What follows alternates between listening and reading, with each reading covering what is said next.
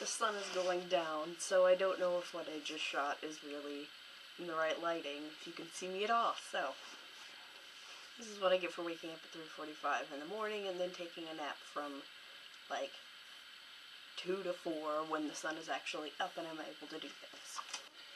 In your last video, you talked about certain biases that you have or stereotypes that your brain kind of automatically goes to.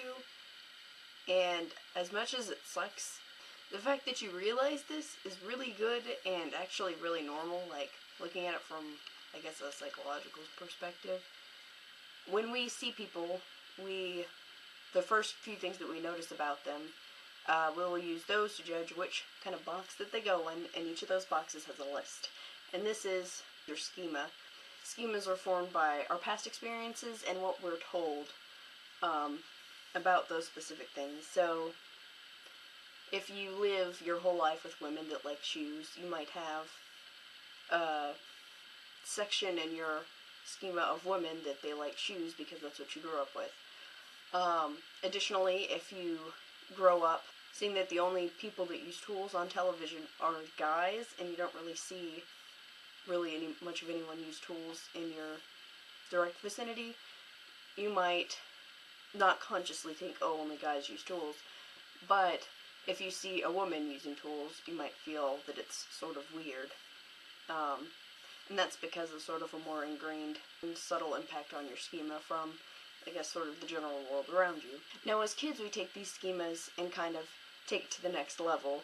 There was a study done where they asked kids about people who are, I guess, going against typical gender roles and asking them how bad these transgressions were.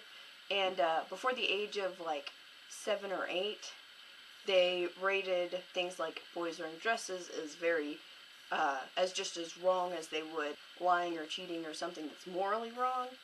And a lot of that's because, like, when you ask kids, things are more black and white, and then when they're, like, actually acting upon those things, they sort of adjust themselves. It seems to me like a lot of people don't outgrow this assumption that what you think about a certain group of people is set in stone. Don't get me wrong, schemas are helpful. They help you figure out what to do in ambiguous social situations. They help you remember, like, who it's okay to use sarcasm with, who has which inside jokes with you, and things like if you see a giant thing on 4 wheels driving down the road, even if it doesn't really look like a car that you're used to, you're not going to get in front of it because it's clearly a car, because it matches certain things in your mind, and basically it will squash you. But really what you have to do is be aware of the assumptions that you have, and be more ready to try to adjust your way of thinking about those things. Also, to make an effort to kind of go out of your way to make schemas for people.